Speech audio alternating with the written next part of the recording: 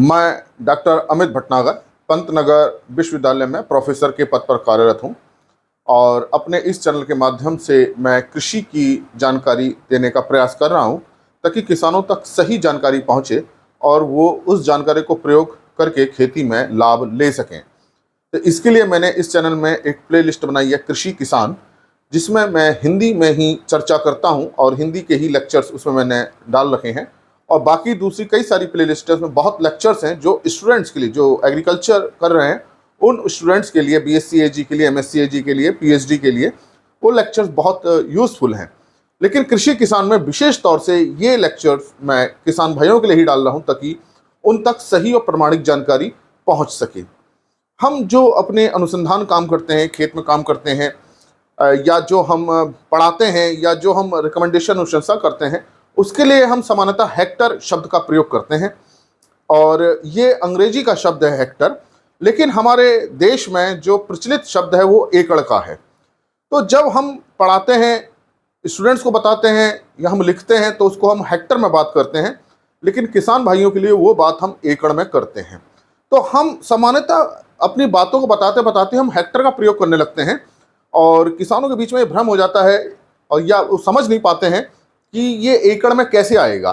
तो बहुत किसान भाइयों को ये जानकारी होगी कि हेक्टर और एकड़ में क्या संबंध है, लेकिन बहुतों को हो सकता है जानकारी ना हो कि हेक्टर और एकड़ में क्या संबंध है।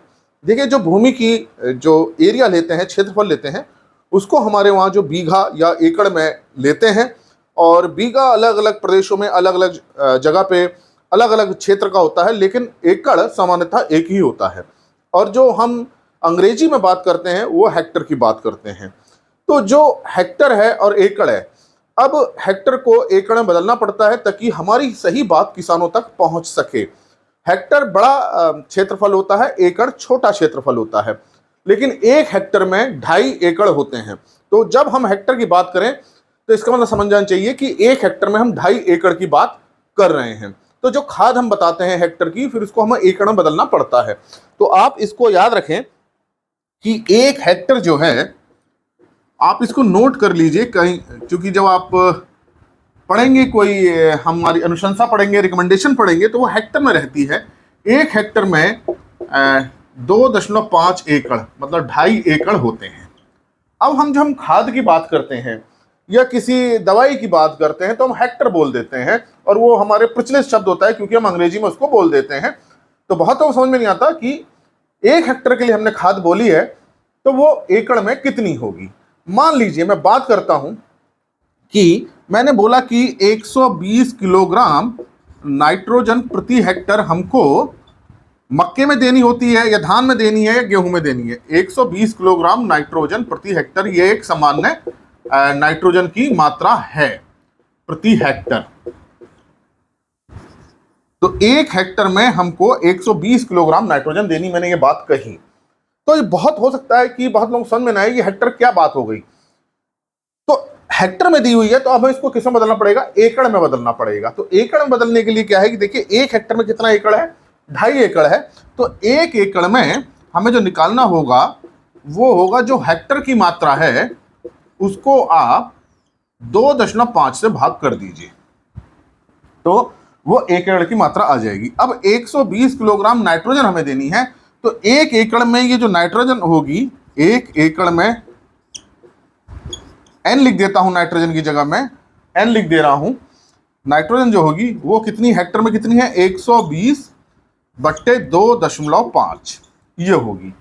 अब दशमलव हटा दीजिए और उसको सरल कर लीजिए। इसका एक और सरल हम कर सकते हैं, इसको हम ऐसे कर सकते हैं, 120 इसकी जितनी मात्रा है उसको 4 से गुणा कर दीजिए और 10 से भाग कर दीजिए, तो ये और आसान हो जाता है। 4 से गुणा करके जितनी मात्रा है उसको 4 से गुणा कर दीजिए, फिर 10 से भाग कर दीजिए। तो इसमें क्या होगा, देखो 0 से 0 कट जाएगा और 12 चौक 48 किलोग्राम। तो इसका मतलब अगर 120 किलोग्राम मैंने कहा नाइट्रोजन दे एक हेक्टर में, तो इसका मतलब यह है कि एक एकड़ में नाइट्रोजन 48 किलोग्राम देनी है। तो ये इस तरीके से हम इसको निकाल सकते हैं। 2.5 से भाग कर दीजिए या 4 से गुणा करके 10 से भाग कर दीजिए, बात वही आएगी। इसको मैंने और सरल कर देंगे।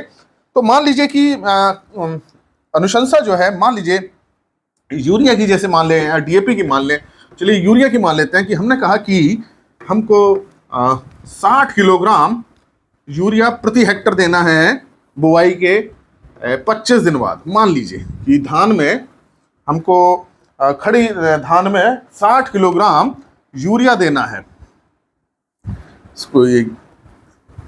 इसके उदाहरण से और अच्छी तरह से आप समझ जाएंगे।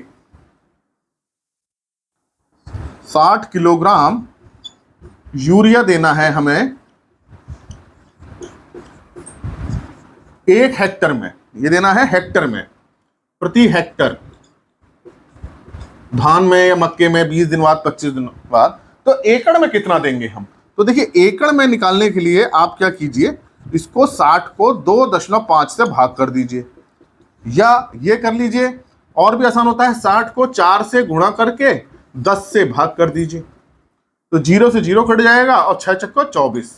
तो 24 किलोग्राम हमको यूरिया देना पड़ेगा 1 एकड़ में। तो अब मेरी आप बात समझ में आ गई होगी कि जब हम हेक्टर बोलते हैं तो एकड़ में कैसे बदलना है। होता क्या है कि जब हम पढ़ाते हैं बच्चों को, स्टूडेंट्स को जो बताते हैं, तो इंग्लिश में सब हेक्टर में चलता है वो, तो हमारी वो प्रैक्टिस में आ जाता है हेक्टर में बोलना। तो जब हम किसानों से बात करते हैं तो वो प्रैक्टिस से हेक्टर होता है, हेक्टर में निकल जाता है बात। तो वो एकड़ में कैसे बदली जाएगी, कोशिश हमारी यह रहती है हम इसको एकड़ में बताएं। तो अगर आप किसी किताब में पढ़ते हैं, कोई बुक पढ़ते हैं या कोई आर्टिकल पढ़ते हैं और उसमें हेक्टर लिखा हुआ है, या किसी को हेक्टर में सुनते हैं, तो उसको एकड़ में बदलने के लिए आप 4 से गुणा करके 10 से भाग कर दीजिए या 2.5 से भाग कर दीजिए, क्योंकि 1 हेक्टर में 2.5 एकड़ होता है।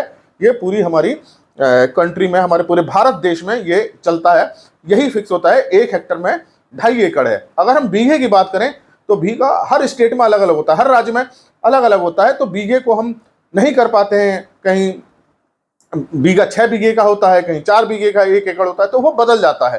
तो जो एकड़ है वो फिक्स रहता है। 4000 स्क्वायर मीटर का हमारा वर्ग मीटर का, 4000 वर्ग मीटर का लगभग 1 एकड़ हमारा होता है। अगर हम वर्ग मीटर की बात करें तो इतना मोटा मोटा 1 एकड़ में अगर हम बात करें वर्ग मीटर की, तो ये जो है करीब 4000 वर्ग मीटर का ये होता है। अब इसमें भी क्या होता है, वर्ग फुट होता है, तो हम और उसमें चले जाते हैं, तो हम एकड़ में ही रखते हैं ताकि हमारी जो गणना है वो हमारी सही हो। तो अगर आपको कोई खाद बताई जाती है हेक्टर में, तो आप उसको इस विधि से गणना कर सकते हैं। मैं इसका एक एग्जाम्पल और आपको करा देता हूँ, यहाँ बता देता हूँ ताकि आपको वो क्लियर हो जाए।